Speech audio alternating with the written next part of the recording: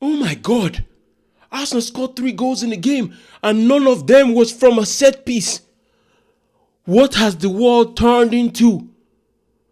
Now, if you're one of those people who felt like Arsenal could never create opportunities unless from set pieces, I know you're ashamed of yourself, at least just a little bit. Just a little bit today. So I'm not going to rub it in too much. Now, if you're new here, please consider subscribing. It truly helps this channel out and helps me out personally. Like this video as well, because if you like it, it pushes this video out to more people who might like it as well, and also subscribe. It truly helps out. Leave a comment, let me know your thoughts on this video, on the Arsenal game in the comment section. Now back to this amazing Champions League game. I want to start off by saying how proud I am of my Arsenal fans. I was on Twitter when the Jesus opportunities were happening and when he was missing, and I'll tell you what, this is the least I've ever seen Arsenal fans bash our own player. Normally you see them going at it. I saw a couple, don't get me wrong. Even on AFTV today, there's some people who are just going wild at Jesus. And I feel bad. And I want to ask you guys, let me know your thoughts in the comments about this. What is the role of us fans? You know, I wonder when people start hating on their own players or just bashing them online. I'm like, do you realize that these players will remain your players? Do you realize that you might call on them someday to actually deliver? What do you think would help them more? Support or consistent bashing online? Like, why do you even do it? Have you ever asked yourself, if you're one of those, why do you bash your players online? Like, does it make you feel good? Does it make you feel like you're special? Like, why? Why do people bash their own players? I never got it.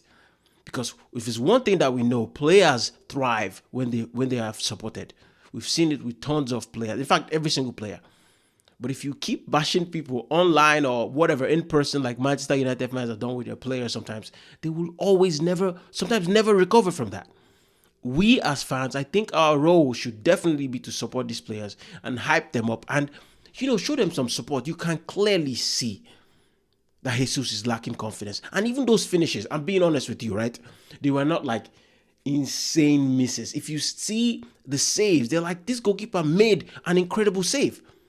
Especially the second one. And in my head, I'm like, I want you to do better. I want you to be more composed and look at the goalkeeper before you kick the ball. I understand that. And you're completely right. Don't get me wrong. It's insane how we missed all of those opportunities. From Martinelli, from Odegaard to Jesus with the 2 he missed. It's insane. I'm not trying to rationalize or justify the misses. No. All I'm saying is that we can criticize the play, but we can't go ahead and call these people finished disgrace. You know, we criticize the play, but encourage them to do more. That is the only way that these players will ever improve. And I know that's what he's getting from Arteta. Listen to Arteta's press conference. That is what matters. And I hope he just zones out of social media and focuses on everything else. What a game today. I'm sick and tired of talking about Bukayo Saka. I've said it for about 2 years now that Bukayo Saka one day will win the Ballon d'Or, and you can come back to this video. I can't wait to post this video again. And just the excerpt that I'm going to say it, he's going to win the Ballon d'Or one day. We just need to start winning trophies. We just need to start winning Champions Leagues and huge trophies so he can actually stand a chance, because it's a team sport after all. And if you don't win the Champions League, you're most likely not going to win the Ballon d'Or. So we need to start getting trophies, in our cabinet for Bukayo Saka's dreams to be actualized.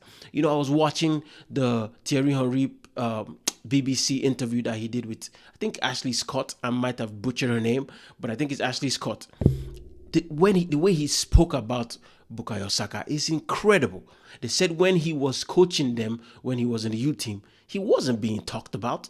It was Chris Willock, Joe Willock's brother. He plays in the championship as of today. I don't know how well he's doing, so don't ask me. If you know, please let me know in the comment section. I'm curious to know how well he's doing. I guess I can also look it up. And Daniel Malen, who last time I heard of him, he was in Dortmund, doing okay. So it wasn't like he was a flop. Bukayo Saka, and I'm paraphrasing here, Thierry Henry said was just okay. He was just a good player. But look at this boy now. Look at the output he has every time. 14 goals and assists in 14 games in the Champions League. It is ridiculous. It is ridiculous. Sorry, I don't think Champions League this season. 14 goals and assists in 14 games. I might have messed up the stats, but let me know the correct thing in the comments. But I know that it is insane what Bukayo Saka is achieving. Not just in the Premier League, not just for club, but also for country. 2 years in a row, he's been England's best player. And people want to question, is he world class? Maybe I don't know the meaning of world class, but in my definition, Bukayo Saka fits every single word in that definition because he is outstanding. Outstanding. He's never faced under pressure. Not a lot of people can go through what he went through and survive and be at the top of their games. And I don't even want to call their names because it hurts me to say, but I don't think Rashford ever recovered from that. I think Sancho might just be recovering from that. But think about how many years that these players have had issues. Yes, you can say a lot of them didn't have too much consistency, but Rashford has been in one club all his life, just like Saka.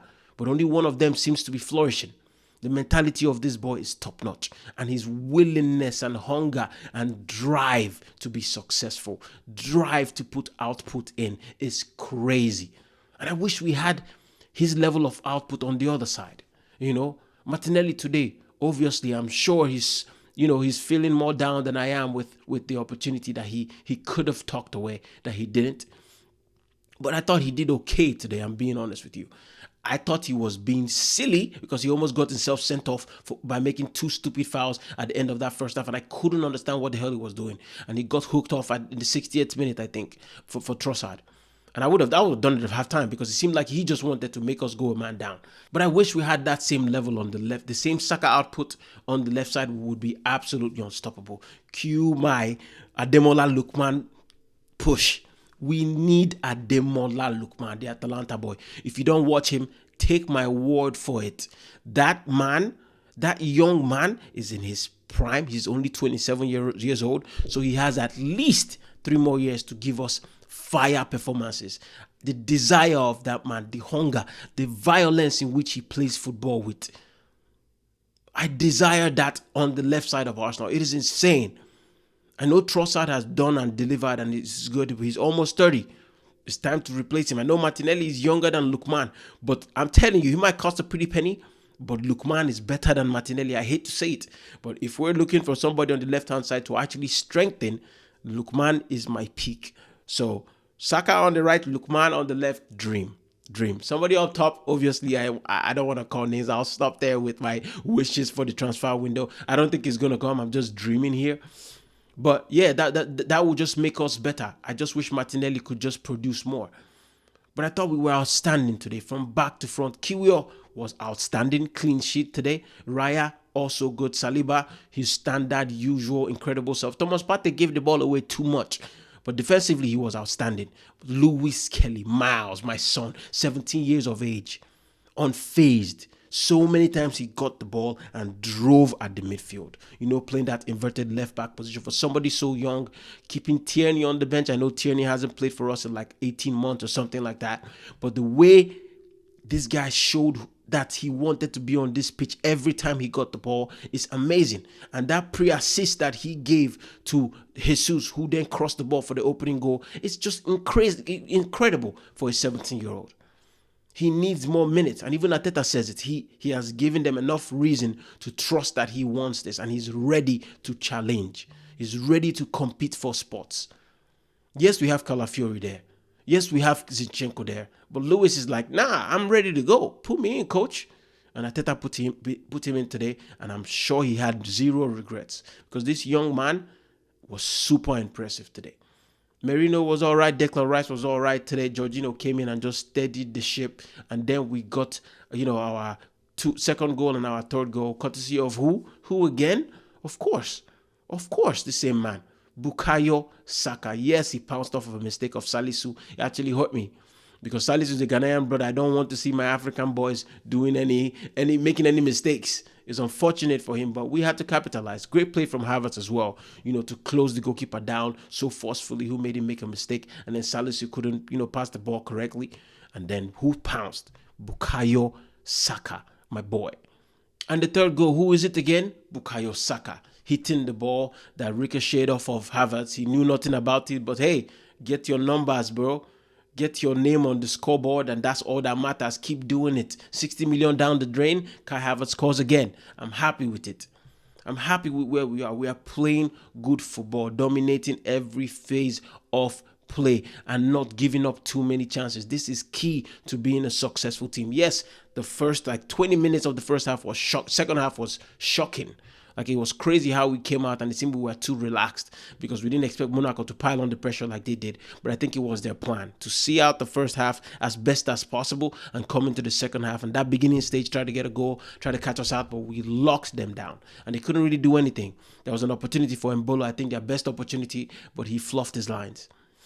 Yeah, I'm happy. I'm pleased. Man City also losing again today to Juventus. They don't seem to know what hit them. Guardiola is really on the ropes. He really doesn't know how to come out of this failing spell that they have. Their players just look tired and old. That's just what it is. I didn't watch that game, but the result tells me enough. And watching them for a couple of games and a couple of weeks when they've been on this slump has been amazing to see, but also shocking. We don't know what is happening. Is this real? Are they going to snap out of this? Did Rodri really mean this much to this team? I guess we'll find out. Let me know your thoughts about this video in the comment section. And again, if you're new here, please subscribe. It will truly help me out. Like this video as well. Take care. God bless. Peace.